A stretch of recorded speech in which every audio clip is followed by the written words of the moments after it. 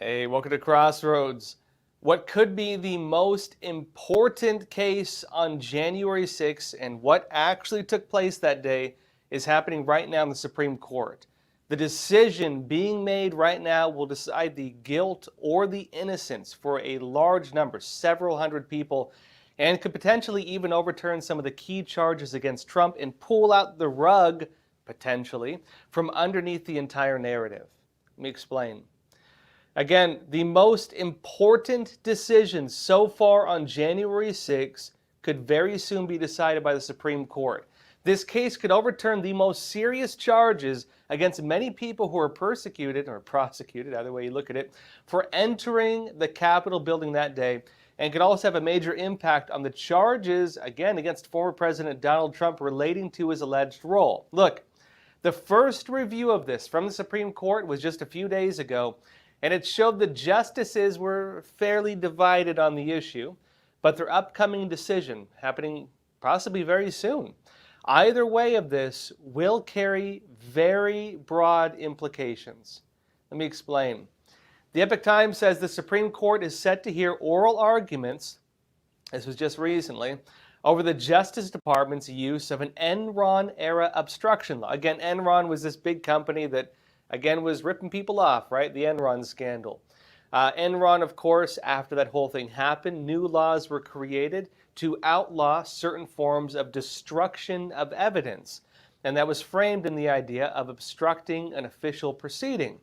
The judges and prosecutors and others going after Trump supporters and Donald Trump himself over January 6th used that Enron law of destroying evidence and disrupting an official proceeding, and then applied that to people who disrupted the counting of the Electoral College votes, even though it still went through that day and the Electoral College votes were in fact counted. The question the Supreme Court is going to be looking at, though, is whether that Enron-era law can be interpreted to go after these individuals. Epoch Times says that basically they use this again to charge individuals at the U.S. Capitol breach on January 6, 2021, and it says their decision in the case, Fisher v. United States, is thought to bear on the DOJ's prosecution of former President Donald Trump in the federal election case, as well as hundreds of other Jan 6 prosecutions. Over 300 January 6 prosecutions could potentially be overturned if the judges ruled in favor of the other side, not in favor of the government. And of course, again, the key charge against Donald Trump, in fact, 2 of the 4 he's facing over Jan 6, could be thrown out with this, and that represents the most serious charges.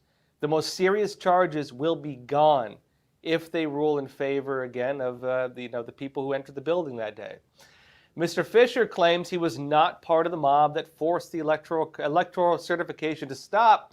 And according to the DOJ's brief to the justices, Mr. Fisher and the other defendants, Edward Jacob Lang and Garrett Miller, were charged with counts of assaulting a federal officer, which is a whole other issue.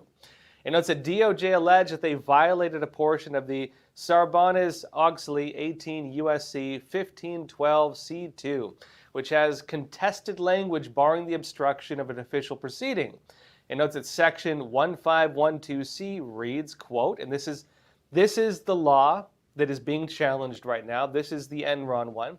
This is what it actually says. It says, quote, whoever corruptly alters, destroys, mutilates, conceals a record, document, or other object, or attempts to do so with the intent to impair the object's integrity or availability for use in an official proceeding, or otherwise obstructs, influences, or impedes any official proceeding or attempts to do so, shall be fined under this title or imprisoned not more than 20 years or both.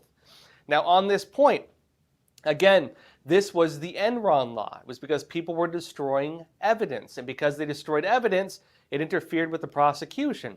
So they made this law saying whoever corruptly, which means they have to prove that there was corrupt intent, something which has been very difficult to do with Jan 6, but the judges have managed to find a way regardless, as saying that again, or attempts to do so with the intent to impair the object's integrity or availability for use in an official proceeding, meaning again, you've damaged evidence that made it so it cannot be used during an official proceeding, in this case, again, a trial relating to the company that was being investigated. Or otherwise obstructs, which is how they're using this, right? Obstructs, influences, or impedes any official proceeding. Now, they're using this to apply to January 6th because they're saying, even though people didn't destroy evidence, they didn't destroy documents, they didn't impede, they didn't influence an official proceeding, they obstructed it. And so they're taking this very narrow interpretation of this, right? Which some of the judges are admitting, in fact, on record, which is that they basically broadened the understanding of how this could possibly be applied, saying that if it's a strict interpretation, basically you can't use it for January 6th. That's how they did it. This is the main charge, the most serious charge used for most of the people over January 6th. Epoch Times notes that much of the debate between the DOJ, Department of Justice, and Mr. Fisher, the individual bringing this case, surrounds how to interpret the law, which arose from the Enron accounting scandal in 2001. It notes that Mr. Fisher told the justices Section 1512C2, which begins with the words otherwise and ends with do so, relating to the preceding sentence in a way that showed the charge was inappropriate for his case. In other words, they have to kind of stretch the interpretation to apply that Enron financial law to people obstructing Congress by protesting. Now, look, basically, the most serious charge commonly used against the Jan 6ers is obstruction of an official proceeding. And the judges have been threatening people with the maximum possible charge, 20 years in prison. Now, what the prosecutors and others have essentially done is, again, used a financial crime law, which they made a novel interpretation for. It has never been used like this before. It's never been done before. The people committing this act, entering the Capitol building that day, would have had no way of ever imagining that they would be charged with this because it's never been done before. And then, of course, they applied this, the prosecutors and so on, to people involved in the January 6th protests. The law in question, again, was enacted after the Enron scandal. It was initially just to prevent the destruction of evidence in financial crimes. But look, if the Supreme Court decides this law does not apply to the Jan 6ers, then it could see hundreds of charges thrown right out the door. And again, the most serious charges, meaning basically the ones that remain, the charges that will remain on January 6th, will mostly be things like crimes likely to be significantly reduced, let's put it that way. It'll be trespassing, it'll be parading, it'll be slap on the wrist type crimes that won't have any significant deeper weight to them. And even the ones that do have significant weight, like the ones they used against the Oath Keepers, the main argument to frame the narrative against them will have been pulled out from under the cases. It'll also pull out the rug, notably from the main argument over Donald Trump with January 6th, that he tried to overthrow democracy, and the whole question of whether he incited people to interfere with the counting of the Electoral College votes, which is the brunt of that whole narrative. Now look, one of the justices who oversaw some of the January 6 cases actually came in on public record, explained what it's going to mean for the prosecutions if the Supreme Court decides the charge was misused, that Enron charge cannot be done this way, right? I'll be talking more about this, though, after a quick word from our sponsor. Experts agree. One of the best ways to protect against financial uncertainty is to diversify your portfolio. Learn how physical gold and silver can secure your retirement funds from today's economic challenges. With a gold IRA from American Hartford Gold, you can safeguard your wealth with no penalties or taxes when you transfer your current qualifying retirement accounts. Call now and our precious metals specialists will send you a free information kit, no cost or obligation. American Hartford Gold, a trusted industry leader with an A+ from the Better Business Bureau, has a 5-star rating from thousands of happy clients. Whether you are getting physical precious metals in a gold IRA or delivered to your doorstep, we offer only the highest quality gold and silver. For your peace of mind, we also offer a no-fee buyback commitment, a low price guarantee, along with free shipping and free insurance. So don't wait. Call the number on your screen today and secure your financial future.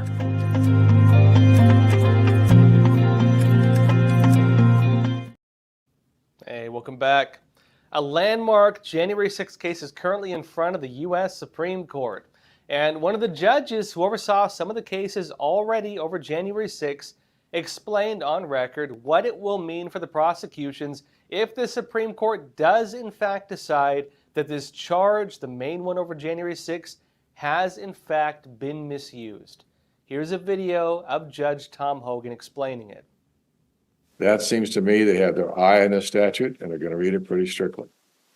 If that happens, we've got about 300 cases of sentences where the people who are convicted of this crime would have to be redone. It's a felony sentence. They had long sentences. That would have to be redone.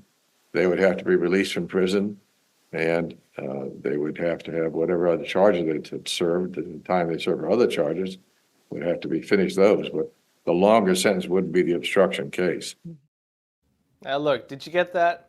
He's suggesting that the concern is that the Supreme Court will read the law strictly. Now look, shouldn't the law always be read and interpreted strictly? Wouldn't a loose interpretation of the law suggest a misuse of the law?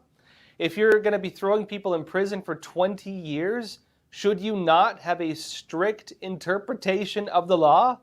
And if he's suggesting that a strict reading of the law would see the prosecution thrown out, then would that mean that he and other judges were knowingly making loose interpretations of the law, threatening people with 20 years in prison in order to, again, frame this whole narrative, right? Allowing it to happen.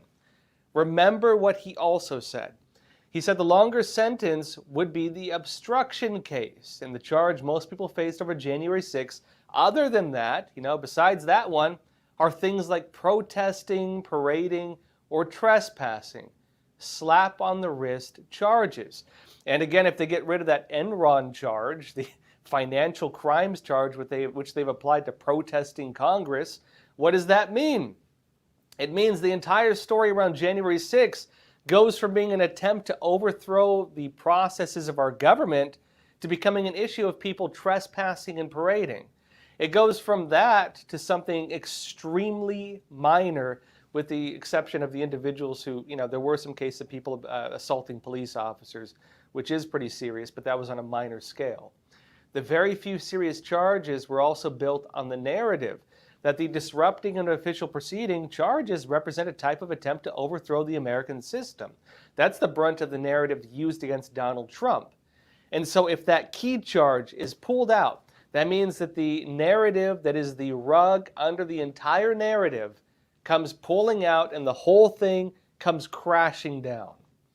Now look, of course, the charges also have potentially significant implications on the other side of the aisle. Look, so far we've seen this used against Donald Trump supporters, people who are MAGA supporters, people who believe the elections were rigged.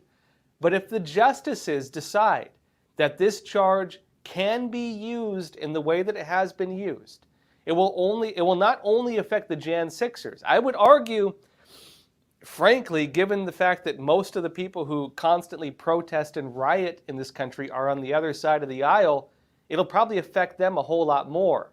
It will have extremely broad implications for just about any kind of protest against government action.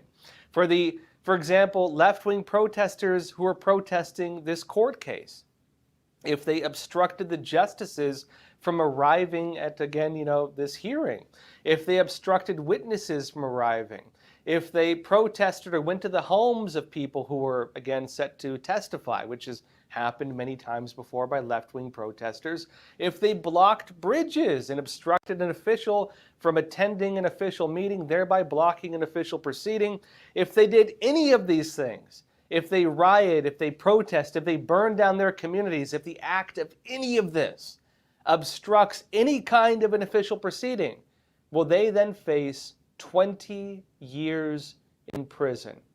That is the key issue that was raised by the Supreme Court justices during this initial hearing, one of the more significant ones. Again, if it is a 20-year prison sentence, if you disrupt an official proceeding, What about woke protesters blocking highways and bridges?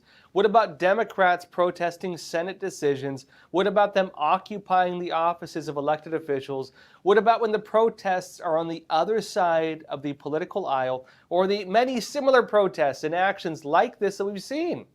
Well, here is Supreme Court Justice Gorsuch explaining these potential implications if the Supreme Court does in fact decide to uphold this charge. If I might, so what does that mean for the breadth of this statute? Would a sit-in that disrupts a trial or access to a federal courthouse qualify? Would a heckler in today's audience qualify, or at the State of the Union address? Would pulling a fire alarm before a vote qualify for 20 years in federal prison? There are multiple elements of the statute that I think might not be satisfied by those hypotheticals, and it relates to the point I was going to make to the Chief Justice about the breadth of this statute. The kind of built-in limitations are the things that I think would potentially suggest that many of those things wouldn't be something the government could charge or prove as 1512c2 beyond a reasonable doubt, would include the fact that the actus reus does require obstruction, which we understand to be a meaningful interference. So that means that if you have some minor disruption or delay or some minimal outburst, we don't think it falls within the actus reus to begin with. My outbursts require the court to reconvene after the proceeding has been brought back into line, or the pulling of the fire alarm, the vote has to be rescheduled, or the protest outside of a courthouse makes it inaccessible for a period of time. Are those all federal felonies subject to 20 years in prison? Now, look, of course, there's a lot of debate going on with this. The Solicitor General was arguing that smaller scale protests would not apply, and they'd also have to demonstrate things like so-called corrupt intent and other things like that. Look, personally, I think this would affect the other side of the aisle a lot more than conservatives. Other than January 6th, conservatives almost never protest like that. Almost never. People on the other side of the aisle, constantly. They're always doing stuff like this. And personally, I'd question whether most of the protesters facing this charge over January 6th, I'd question whether they actually had corrupt intent. I think the majority of them were just marching through the building. Most of them went in and then walked out. A lot of them didn't do anything. They stayed within the boundaries of the velvet ropes.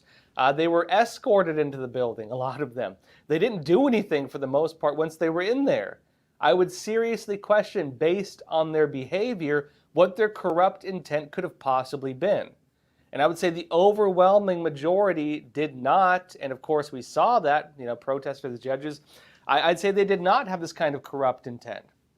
And look, we saw that prosecutors, judges, the Democrat House Committee, and others played roles in framing a narrative over this, which was heavily based on lies, based on destroyed evidence, based on altered evidence, based on false testimony, based on people who lied under oath, based on them destroying evidence after they again got rid of the January 6th committee, based on, again, false narratives, and so on, all of which is being exposed now. And the irony of this is that in the actual interpretation of the Enron law, that if you destroy or alter evidence in an official proceeding, the people who are trying to prosecute the January 6th case seem to be guilty of the charge they're trying to use against the Jan 6ers. They have committed, at least in my interpretation of the law, the actual violations of the very law they're trying to overinterpret to go against their political enemies. The January 6th committee destroyed evidence. The January 6th committee altered evidence. People testifying altered evidence and gave false testimony. This could be used in a RICO charge based on that Enron case through a strict interpretation in this case, which shows that they did, in fact, do things, manipulated law, altered evidence, destroyed evidence, and so on, in order to create false testimony with what I believe is corrupt intent to go after their political enemies. Look, a lot of the people who pled guilty to the charge to get a reduced sentence was one of the big things he had happening. Personally, again, I've done 3 documentaries now about January 6th. A lot of the people I have spoken to said that they were innocent, they believed they were innocent, but they pled guilty to the charge of, again, obstructing an official proceeding because they were offered a plea deal. And the plea deal was basically just say you did it, just say you're guilty, and you won't go to prison for 20 years. Maybe you'll get a year, maybe you get 2 years, but not 20 years. Your life will not be ended. And this was after, of course, they, again, used murder-type punishments for people to keep them from, keep them in solitary confinement for 1 or 2 years, which even by international standards would be considered a human rights abuse. That borderlines on torture, what they did to these people. And again, I think these are sick individuals who have overinterpreted the law with the intent of going after their main political enemy. This is political warfare disguised as, legal procedure. And frankly, I'd say as well, this shows how the whole argument of corrupt intent is absolute nonsense. We've seen that with this charge, when applied to people protesting the government, it can be politically weaponized. They can use the threat of a 20-year sentence to get plea deals and then use those plea deals to frame a narrative to go after their political enemy. This banana republic nonsense that we're watching right now. And again, we've seen protests on the other side of the aisle, that were significantly more violent, significantly more destructive, that had significantly more results in altering government decisions and so on, interfering with official proceedings, you could say. So a serious question to ask is, why are the Jan 6ers being treated differently? Why is this charge only being used against them? And if the charge is allowed to stand, then will we see it begin to be used in similar ways against the people on other cases? Maybe the people blocking traffic, maybe shutting down access to airports, blocking traffic on bridges. If they happen to block an elected official or a court case or something else, which again, you'd expect people trying to commute, you'd interfere with a lot of that, then could the protesters in these cases also face 20 years in prison for disrupting an official proceeding?